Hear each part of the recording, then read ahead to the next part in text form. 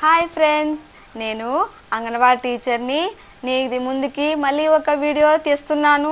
ఇందామా అంటే గర్భవతి ఎలాంటి ఆహారం తీసుకోవాలి, తక్కువ ఖర్చుతో ఎక్కువ లాభాలున్న ఫుడ్ అంటే ఆకుకూరలు కానీ, కాయగూరలు, మొలకెత్తిన విత్తనాలు మరియు కాల్షియము, ఐరన్ ఇస్తారు కదా హాస్పిటల్లో. అవి కాల్షియం వచ్చేసి మధ్యాహ్నము, ఐరన్ వచ్చి రాత్రిపూట వేసుకోవాలి.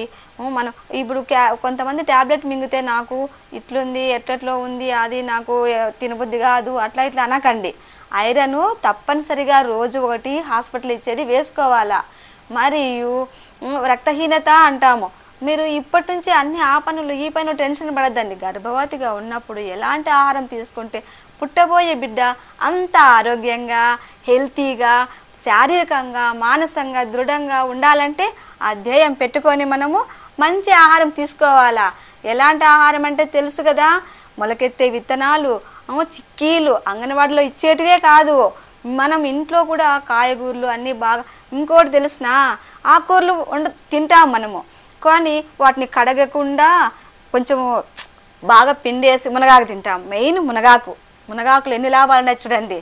మునగాకు బాగా కడిగి, ఉప్పేసి కడిగి బాగా మనము మళ్ళీ బ్యాళ్ళు అన్నీ వేసుకొని మనం పిండేయకూడదు రసము. ఆ రసం పిండేసే వాళ్ళు అయితే తినబుద్ధి కాదు కొంతమందికి.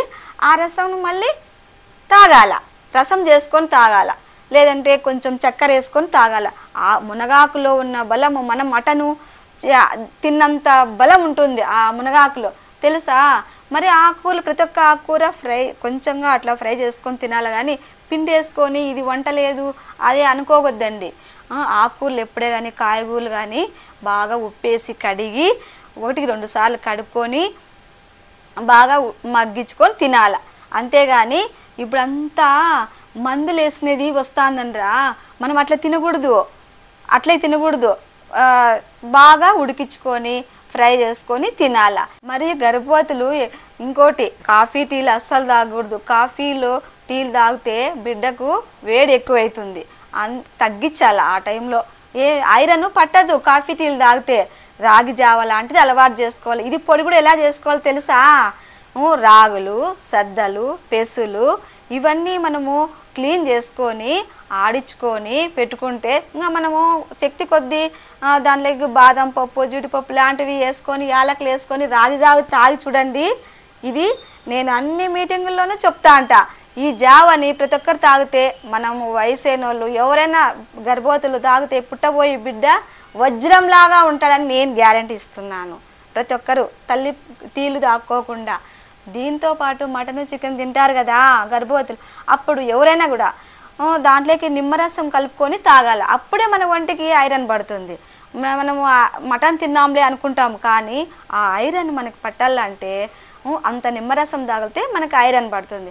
వెంటనే అన్నం అవి తిన్న తర్వాత, భోజనం చేసిన తర్వాత కాఫీ టీలు తాగినారనుకో ఐరన్ పట్టదు, ఆ తిన్న ఆహారం కూడా వేస్ట్ అవుతుంది.